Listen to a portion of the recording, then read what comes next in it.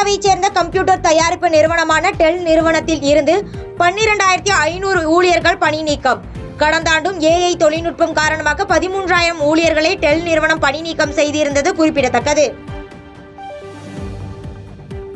Paris ஒலிம்பிக்கில் தகுதி நீக்கம் செய்யப்பட்டுள்ள மல்யுத்த வீராங்கனை வினேஷ் போகத் மீண்டும் அதே வலிமையுடன் களமிறங்குவார் என காங்கிரஸ் MP ராகுல் காந்தி கருத்து. ஒட்டுமொத்த இந்தியாவும் உங்களுக்கு துணையாக நிற்கும் எனவும் X வலைதளத்தில் பதிவு. ஒலிம்பிக் போட்டியை புறக்கணித்து இந்திய வீரர்கள் நாடு திரும்ப வேண்டும்.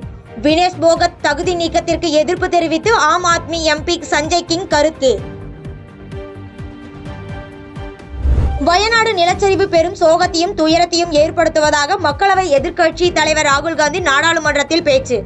வயநாடு நிலச்சரிவால் பாதிக்கப்பட்டவர்களுக்கு அனைவரும் ஒன்றிணைந்து உதவ வேண்டும் எனவும் பேச்சு. பாரிஸ் ஒலிம்பிக்கில் வினேஷ் போகத் தகுதி நீக்கம் செய்யப்பட்டதற்கு எதிர்த்து இந்தியா மேல்முறையீடு. சர்வதேச ஒலிம்பிக் கூட்டமைப்பிடம் மேல்முறையீடு செய்தது இந்தியா. வீழ்த்த முடியாத வீராங்கனையாக உள்ளார் வினேஷ் போகத். ஒலிம்பிக் போட்டியில் இருந்து வினேஷ் போகத் தகுதி நீக்கம் செய்யப்பட்ட விவகாரம் தொடர்பாக மக்களவையில் விளக்கம் அளித்த மத்திய அமைச்சர் மன்சுக் மாண்டவியா பேச்சு.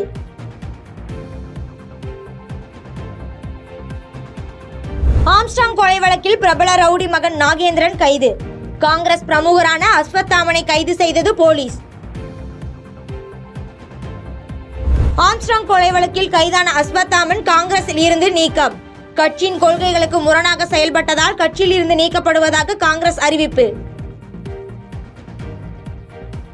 ஆகஸ்ட் 16ஆம் தேதி அதிமுகவின் அவசர செயற்குழு கூட்டம்.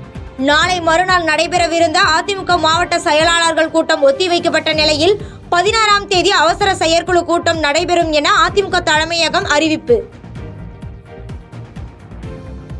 அவதூறு வழக்கில் செப்டம்பர் 9ஆம் தேதி சபாநாயகர் அப்பாவு ஆஜராக சென்னை உயர்நீதிமன்றம் உத்தரவு. அதிமுக MLAக்கள் திமுக தாவ தயாராக இருப்பதாக அப்பாவு கூறியிருந்ததற்கு எதிராக தொடரப்பட்ட வழக்கில் உத்தரவு. புதுச்சேரியில் புதிய துணைநிலை ஆளுநராக கைலாசநாதன் பதவியேற்பு. சென்னை உயர்நீதிமன்றத்தின் பொறுப்பு நீதிபதி கிருஷ்ணகுமார் பதவி பிரமாணம் செய்து வைத்தார்.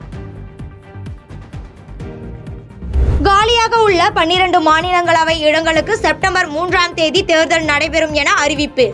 தெலுங்கானா, ஒடிசா, அசாம், பீகார், ஹரியானா மாநிலங்களில் உள்ள மாநிலங்களவை இடங்களுக்கு தேர்தல்.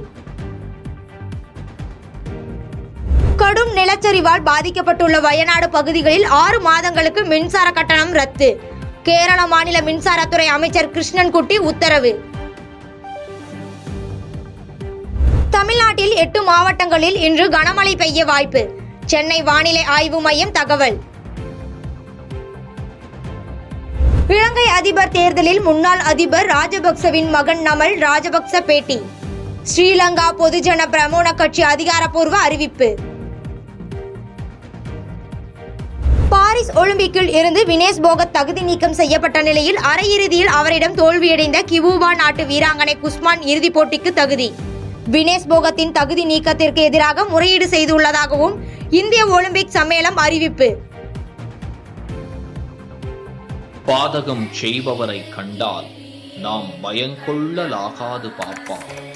மோதி மிதித்து விடு பாப்பா, அவர் முகத்தில் உமிழ்ந்து விடு பாப்பா. அண்மை செய்திகளை உடனுக்குடன் தெரிந்து கொள்ள இணைந்திருங்கள் இயம்நாடு தொலைக்காட்சியுடன்.